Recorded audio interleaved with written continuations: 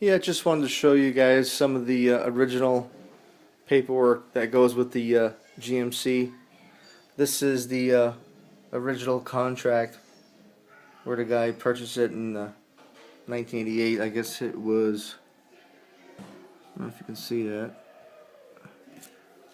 The price was 25,000 some odd dollars. It was bought in May 1988, and these are the original documents that go with the truck.